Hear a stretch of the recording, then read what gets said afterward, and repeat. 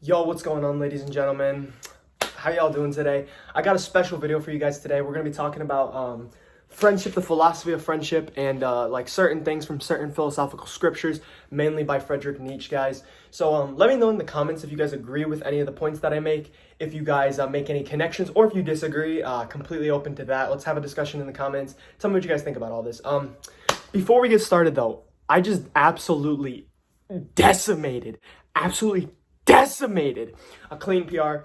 Today I went in this morning and I just decided I wanted to hit cleans. I've normally been working around the 185 to 195 range for my cleans. 205 has been a goal for a minute. It's been something I've been trying to achieve. And with a little bit of technique refinement and I think a little bit of more strength, I was able to achieve 205. I did kind of almost throw the bar in front of me, as you guys can see in the video. Like I feel like I was maybe a bit too much in the hole. I don't have heel elevated shoes or anything like that, so I feel like that could be a potential candidate on why, or just like bad back strength. So I'm going to try to work on my back a little bit more, get it stronger. But yeah, that was mainly the highlight. After that, I just hit like 5 sets of 5 overhand clean grip deadlifts at like 245 pounds. Just really trying to build grip strength in the sense of like both being overhand, because that carries over to the clean. Like I could do this grip, I could do reverse grip or use straps. And I would do that if I was specifically just doing it for deadlift sake, or like hypertrophy and, you know, not really caring about that grip strength. But I feel like in the clean, you kind of need that grip strength to get the, you know, to do the movement. So I did that. And then I moved on to some goblet squats, some kettlebell swings, and just like kind of, you know, getting my hips really explosive, kind of just doing some conditioning, and then some goblet squats kind of as mobility. So that's the piece for the workout today, guys. I got all my notes right here. We got 2 pages full of them. Just for context, me and my friend, we've been kind of reading this book by Friedrich Nietzsche known as The Gay Science. If you guys don't know what that book is, came out in 1800s, I think like 1860s. I don't know the exact date. Someone fact check me in the comments. But in part of his book, he talks about tons of things. He talks about relationships. He talks about the meaning of life. He talks about friendships. And that's what I am going to be going over today. We're going to be going over friendships, what is a friendship, how Nietzsche views friendships, the tiers of friendship, where I believe most friendships fall into in terms of tiers. We're going to talk about why friendships fail. And we're also going to talk about how Nietzsche claims that friendship is a continuation of love. We're going to talk about why relationships fail, how to make your relationships last longer if you feel like the person is compatible with you, but something is missing in terms of one of your characters is a little bit off, you know what I mean? And then we're going to talk about just in general how to be a good friend and a partner. So we'll jump right into it now, guys. Again, let me know what you guys think about these kind of videos in the comments. If you guys like them, if you don't, if you prefer the workout vlogs. I kind of just want to do a bunch of everything. I don't really give a fuck. You know, I made this video like 2 other times and it just felt like I don't know, I was talking so I was like, I have a video today about friendship, and it just like, it felt so like, I don't know, something was wrong with me. I think I was just really tired. So I'm going to just try to not think about it too much, go through this video. Let me know if I sound fucking weird or anything. I'm trying to get better at this whole speaking in front of the camera thing. It's a bit awkward, but whatever. So anyway, what is a friendship? So Nietzsche claims that a friendship is a beneficial transaction between 2 people. Now, before you click off the video and say, oh my God, you think friendship is just a transaction, think about it. Because I put this on, like a little Snapchat story, right? And someone slid up and was talking about friendships with me. I was like, yeah, it's a transaction. They're like, no, it's deeper than that. But I was like, asking what it is. They're like, oh, it's emotional dependency. But I'm like, okay, that doesn't sound healthy if you're emotionally dependent on your friends. And 2, a transaction doesn't have to be something like, oh, I give you this, so you give me that, physically, like materialistic. Like I give you a sandwich and you give me $2, right? That's more of a business deal. Although it can be that, for your friendships can be based off completely materialistic things, which we'll talk about the tiers of friendship. It's a mutual, keyword mutual, beneficial transaction between 2 people. It can be anything from, I give you this, I give you a sandwich, you give me your chips, we start talking, now we're kind of friends, we kind of do this trade on a regular basis. It could be, I make you laugh and have a fun time, you make me laugh and have a fun time, so we hang out a lot and we enjoy spending time with one another. That's the most common friendship. And then, you know, when you get deeper into it, it could be, I help you benefit your life in a specific way. I help you reach your goals, and thus you help me reach my goals. We work towards something together, and that's why we're friends. And that is the deepest tier of friendship. If you guys just caught it, I just went over all the tiers of friendship, okay? So Nietzsche's quote about friendship and love. We're going to go ahead and talk about this quote. I'm going to talk about why I don't necessarily agree with his definition of love, although I can appreciate that he actually puts a definition on love. This quote is talking about friendships and love. So Nietzsche believes that friendship can be a continuation of love. There's some depiction in the book whether he means that you can be friends with or without love. I personally believe you could be friends without love, obviously, or without intimate love, the way he describes love in this. So let's talk about this. Here and there on earth, we may encounter a kind of continuation of love, in which the possessive craving of two people for each other gives way to a new desire and lust for possession, a shared higher thirst for an ideal above them. But who knows such love? Who has experienced it? Its right name is friendship. And with that, I say yes and no. So let's talk about this. So he says, here and there on earth, we may encounter a kind of continuation of love. So he's talking about a continuation of love. Now, he gives the definition of love right here in this next sentence. This possessive craving of two people for each other. So he describes love as a possessive craving of two people for each other. A lot of you might agree with that, right? But I personally don't. I've had a whatever amount of friendship, relationships, right? And I have found that when you first get together, you go through this period where it is that possessive craving kind of jealous period where you're sort of like not fully connected to this person, but you really want to be, and you get to that. And I believe that is the infatuation phase. So infatuation, I don't know the exact definition, but I just describe it as like it's that feeling that a lot of people describe as falling in love, right? When you're constantly thinking about that person, constantly thinking about what they're doing. And I believe that Nietzsche describes love as my definition of infatuation, right? Because one time a friend told me that love is a choice. It begins after infatuation. The way he described it was beautiful. I'm not him, so I'm not gonna pretend to fucking like use his quote. But he gave me a quote. It was his own words, so it was fucking awesome, and it really made me think a lot. And the older I've gotten, and the more I've progressed through my life, I've realized he was completely right in what he was saying, right? So if you're watching this video, man, thank you for opening my eyes to that. So he talks about love as that possessive craving for each other. Now he says, it gives way to a new desire and lust for possession, a shared higher thirst for an ideal above them. But who knows such love? Who has experienced it? Its right name is friendship. So Nietzsche's claiming once you get into this period of a shared higher thirst for an ideal above you, this love becomes something known as friendship. So what he is saying basically is when two people mutually inspire one another, remember mutually, when they mutually inspire one another to achieve something higher than themselves, he claims that this is friendship, right? So now that we have our definition of love and our definition of friendship, we can move on. So I already explained how I don't really necessarily agree with Nietzsche's definition on love. Let me know what you guys think about that. I personally think he describes more of that infatuation phase, but that's just my opinion of how I interpret the scriptures. A lot of this is subjective. There is some objective truth in it, but a lot of it can be interpreted in your own way, which is the beauty of this stuff. And he talks about how friendship is a continuation of love. Okay, now we're going to get into the tiers of friendship. So, tiers of friendship, Nietzsche breaks it down into three specific categories, right? So it goes from the most surface tier of a friendship to the most deepest tier of a friendship. The first being, they don't have names for them, so I can't like put a name on it like regular normie friendship all the way down to doomlifter friendship, you know what I mean? So we're just going to talk about, I'm just going to give you guys descriptions basically on what it could be. So the first tier, surface level of friendship. This is a friendship that you guys probably all have experienced, especially if you went through the public school systems, where a good example of it is, for instance, let's say we're in the same class and you aren't really good at this class, and you sometimes ask me, hey, can you give me this answer to the problem? Can you do my homework for me? And I'm maybe a little bit of a pushover, so I'm like, yeah, I'll just do your homework for you blindly without getting anything in return. So I do your homework for you, right? Or maybe if you're a guy and you're looking for a hot girl, even though this isn't really how a friendship is, you'll be like, oh yes, madam, I will do your homework for you, right? But that's just simping, right? I'm just kidding. But that was stupid. Anyway. So I do your homework for you with nothing in return, and you, out of the kindness of your heart, you decide that, they do my homework for me, I should buy them food every once in a while. So now we're in the cafeteria and you see me, you're like, dude, thank you for doing my homework. You want me to buy you some food? And we start doing this transactional kind of thing where I'm helping you with your homework. You're sometimes buying me food, stuff like that. Maybe you're helping me with another class now that you're better at, and we're sort of talking in school. We're friends, but let's say, you go for winter break. You guys aren't talking over winter break. Maybe you have each other added on like Instagram or something, but you guys aren't like buddy talking all the time. Over summer break, you guys don't hang out at all, whatever. You guys kind of disconnect. It's a very situational friendship. When you guys are in school, you guys are friends, you're helping each other. You don't dislike each other, but your friendship is super surface level. You don't know a lot about one another. You kind of just keep it all small talk, right? That is the first tier of friendship described in the book by Nietzsche. Now, the second tier of friendship is something a little bit more deeper. And I believe that this is the friendship that most individuals fall into. And this is a trap because a lot of people get attached through this means of friendship, not realizing that it's really not that deep of a friendship. So that is, we both have fun together, thus making us hang out more. So this is the most common form of friendship, right? We talk about, maybe me and you, we like to play Apex Legends together and we enjoy playing Apex Legends together.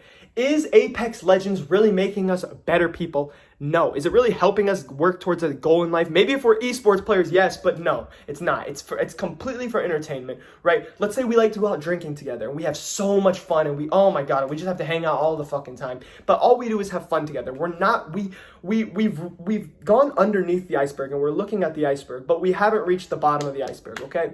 It's still pretty surface level. Maybe you do share deep thoughts with these people, which I don't know. I think a lot of people do that and then they realize that this person doesn't really you guys don't have that meaningful of a relationship and it's kind of just like, oh, fuck, why did I just share all this information with someone? So I would say another thing is this is a big problem with these type of friendships. There's a lot of deviance in these friendships, right? Where let's say one party likes to hang out a lot with the other party, right? But the one party is the only one reaching out, the only one trying to make organized plans, oh, let's go to the movies or some shit. And this party's kind of always blowing them off a little bit, but when they have nothing else, nothing better to do, they are like, you know what, why not? I'll go hang out with them, right? This can be this is not a very healthy friendship, especially if the one party that's always organizing a lot of things doesn't have a lot of other friends, right? They kind of rely on this friend. I feel like that's a big problem in today's society. It's something I personally have dealt with. You're always reaching out to one friend, and it's not something you have to dislike them for. It's just you have to realize that this friendship isn't really compatible. This person doesn't really care about me as much as I do. And that sounds so bad and emo or whatever, but it's just the truth and it's not a bad thing. You just move on and find other better friends because there is other people out there that will help you achieve the stage 3 relationship or friendship, which is both parties mutually inspire one another to work towards betterment in many facets of life, otherwise known as what I describe as Nietzschean friendship. So what can this be? This is a fitness channel, right? So the quickest thing I can describe it as is basically, we both really like lifting together. We both push each other to do better. We both inspire one another to keep going, keep training hard. This is how you develop those strong friendships. Does it have to be only in fitness? No, I'm just connecting it to that because it's the easiest thing I can think of off the top of my head. Plus it relates to this channel. It can be it can be about this. It could be about finding the meaning of certain things and answering certain questions for yourself, right? And that's when that's when you understand life better together. And that can also be a tier 3 friendship. It could be studies. You're always working together and you actually really enjoy what you're learning in school or university or whatever, right? And that can also be a tier 3 friendship. It doesn't have to just be physical. I want to make that very clear. But again, it's mutual inspiration. The difference between this is when two people are both inspiring one another, there might be a little bit of friendly competition and there might also be there might also be the deviant of this would be if only one party is inspiring the other, that's just a role model, or it's just someone you look up to. And if you look up to your peers, I don't know, man, it doesn't really ever end well, because at the end of the day, we've all been on this planet around the same time, and I don't think it's really healthy to look up to. You can respect them and love them, but you should not look up to them as an authoritarian figure, as someone like a role model that would inspire you, okay? When you guys are both mutually inspiring one another and working towards self-betterment, you don't really look up to one another. You more just respect each other immensely, and you do love each other in a non-intimate manner. And it's that thirst to get better at whatever you're doing, right? That is a tier 3 friendship. Now, most friendships sadly fall into stage 2, and at times stage 2 deviance, making the friendship fail long term. Once that rush of oxytocin of new friends fades, the friendship either dies or mellows out. True colors are shown, friendship progresses or regresses. So I've been around a lot of people in this short time I've been on this planet, right? And I can comfortably say that when people get in a new friend group, they're always so ecstatic, they're always so excited, they're always doing everything together. But the thing is, most of the time, it's never self-betterment. It's always just, oh, we're hanging out, we're going to a campfire, we're going to the party, we're hanging out and cuddling, but you know what I mean? They're always doing things that are fun, maybe enjoyment, maybe a little bit past the barriers of fun, if you understand what I'm saying, all right? You understand, people get a little bit crazy these days. But They're always doing things that don't necessarily work towards self-betterment. They're mainly based around pleasure, fun, oxytocin. And the thing is, humans always want new things. We're going to talk about that in a little bit. And this dies out, and then people wonder, oh, why don't they like me anymore? Why have they become a bitch? Well, maybe they weren't exactly the best person in the beginning, and you just absolutely fell in love with their friendship because they made you have so much fun and pleasure in this short period of time. And this is the sad part about these kind of friendships, man. People will brush off other friends that have been there longer, that are really trying, that actually care about them, that want they want that person to actually benefit their life. They want them to be happy, which requires telling the truth. And telling the truth sometimes isn't always the most kind thing to say. If I'm saying, hey dude, you're gonna fucking fail in life if you keep hanging out with these people, all you're doing is staying up till 5 a.m. drinking, you're trying to get better at fucking lifting, or you're trying to stay sober, why the fuck are you drinking with these people? Why the fuck are you doing this? You're not sleeping, your life is failing, you have all F's in school, stop doing this, dude. I love you, I want you to get better, right? People will brush off those types of people because they have these other friends that want them to just live in this state of happiness and pleasure, and it never ever ends well because these people don't want what's best for you. They're just echo chambering. They're yes men. This is a very common trap I have witnessed people fall into with these stage 2 friendships. I personally have fallen into this trap myself. You need to be very alert and very careful, and once it happens to you once, you'll understand what I'm saying and you won't do it again. Okay? Let me know what you guys think about what I just said. All right? But anyway, so we're going to also connect that to relationships. A common thing in modern society is we're very hypersexualized. Most relationships are based solely on physicality. This is why I think things like Instagram and Tinder in order to meet new partners is absolutely stupid. Back in the day, or I know back in the day, like, yeah, men beat their wives, right? Like, we all fucking know that. But I feel like there was still more, this is just anecdotal, so you can disagree in the comments. I feel like there was still more happy long-term relationships because people were able to work through things, and because of this, what I'm about to say right here. Back in the day, and all the best relationships I've had in my life, I was friends with the individual before I got into a relationship with them. And some of you guys might be like, what, being friends with your girlfriend? The friend zone? I'm red-pilled. I only look at women and say sex. I don't have women friend. Women friend, bad. Sex, right? Well, first of all, I ask you to rethink your methods, right? Because when you solely base a relationship around physicality, you don't know who this person is. You don't know their beliefs. You don't know their morals. You don't know who they are. You don't know who they are. You just know what they look like, and that attracts you. And yes, I believe, yes, you do have to find your partner as beautiful, but it goes beyond that afterwards, right? We don't want to stay in that physical realm. You want to move on into the spiritual realm in a relationship, right? You want to improve each other's life spiritually, understanding life better together. And the thing that he talks about with that higher thirst, I believe personally, it is eventually when you are in a relationship with someone, you get married, eventually you guys become both strong enough people to bring children into the world. And that is that higher thirst for you. That is the ultimate higher thirst, because if anything is above parents, it's their children. You guys might have heard your parents say it. If you have good parents will be like, oh my God, I would do anything for my kid no matter what. That is that higher thirst. That's when they say, it's not about me anymore, it's about my offspring. And that is that higher thirst in a relationship. So relationships based solely around physicality and sex fail. Just as friendships based around solely having fun and solely pleasuring fail as well. Let's talk about Nietzsche's quote on friendships. So, our love of our neighbor, is it not a lust for new possessions? And likewise, our love of knowledge and of truth altogether, any lust for what is new?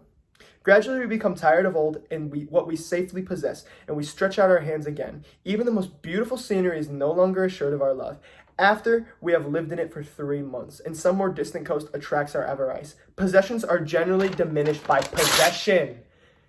Have you guys ever been in a relationship and wondered, why am I starting to fall out of love with this person? Or why do these people, or if you've been on the other end, why did this person suddenly stop talking to me? They moved on to other friends. They moved on to a new boyfriend, a new girlfriend. Why did they do this?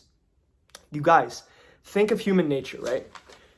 We always want the new phone, always want the new clothes. We always want the new car, even if our old phone works, even if our old car works, even if we have plenty of clothes. We always want what's new in human nature. Another thing that connects to this quote, you talk to someone who's lived in a beautiful scenery, right? The beach, let's say. I love the beach. I love it. You go to Hawaii, though, and you say, hey, you guys love the beach? Like, they're just like, oh, like, the beach is cool, but it's just the beach. Like, it's nothing really, like, it's the beach, you know? It's like how I look outside and I see concrete and I'm like, oh yes, I love modern society and rocks and I love breathing in toxic air. They say, oh yes, the ocean, it's just regular fish swim in it, right? We go fishing, right?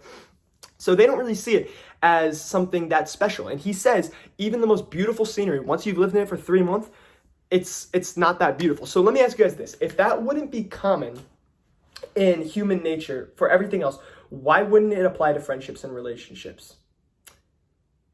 Now, some of you would like you don't want to hear that. You want to think, oh no, it's different. Like friends are supposed to be committed to one another. And yes, while I believe that also human nature sometimes wins in this battle between staying with someone, staying with friends, staying with a girlfriend, a boyfriend, versus moving on to new people, right? So let me know what you guys think about that. I personally think it makes complete sense. It's just human nature to want new things. And once you safely possess something for long enough, you eventually move on, right? But that is okay, because that doesn't mean that all your relationships are going to end. It doesn't mean all your friendships are going to end. It means, though, that you have to improve in order. You have to reach that tier 3 friendship, that mutual inspiration, to make sure that your relationships have the compatibility to last forever. Okay? And again, I said, relationships based on sex or physicality fail because the craving of infatuation withers, and what is left is your character and what your character has to offer. Same thing with friendships based on hedonic acts such as partying and drugs. It all has no meaning in the end when it's solely based off that.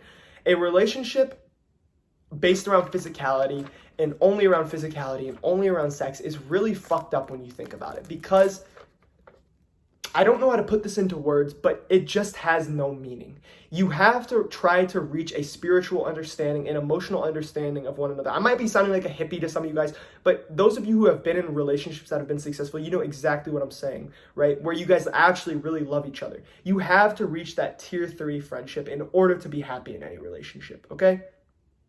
This is why your desire must be placed above you. It must be something that you are both mutually working towards in order to become better humans and understand life better. Friendships working to be stronger and more knowledgeable will always outweigh friendships based on hedonic acts. So, I leave you guys with this conclusion. In order to be a good friend or lover, you need to develop yourself in many ways in life. This will give you something to offer to the group, and if you find those on the path of improvement, you will create forever relationships and friendships. And with that, I say amen. Before you go out looking for validation from all these other people, from this outside world, ask yourself, have I spent enough time alone with myself in order to be worthy of good friends? Because a lot of people, I don't know how to word this specifically. Let me know if you guys understand what I'm saying. A lot of people they look for friends to give them a place in the world, to validate them, to give them a meaning in life. But guys, the only person that can give you a meaning in life is yourself. And a lot of people, don't get this confused, because a lot of people say, oh, I'm just going to be a lone wolf. I'm going to be alone forever. It's going to be great. And they go through this phase where they're alone. No one wants to be alone forever. I'm not saying to be alone forever. But I'm saying if you notice that your friendships and your relationships are toxic, they're not healthy, you realize that we're not really trying to make each other better people. You need to maybe take a step back from that group, take a step back from that person. As hard as it might be, it will benefit you. And you need to spend time completely isolated, around family maybe, but just be isolated, keep low connection, work on something, try to get better, try to get more skills, try to understand the meaning of all this shit more. And I promise you guys, with that, you will realize that your friendships, your relationships will improve greatly. And with that, I say, hope you guys enjoyed the video. We'll hopefully get some more training vlogs out. As you guys see, we hit 205 on the clean today. I'm stoked about that. Let me know if you guys made it this far in the video. I really appreciate it if you did. And more than anything, you don't have to like or subscribe, but leave a comment down below what you guys thought. I'm genuinely curious as to what you guys thought on this video. Thank you all for watching. Have a good day.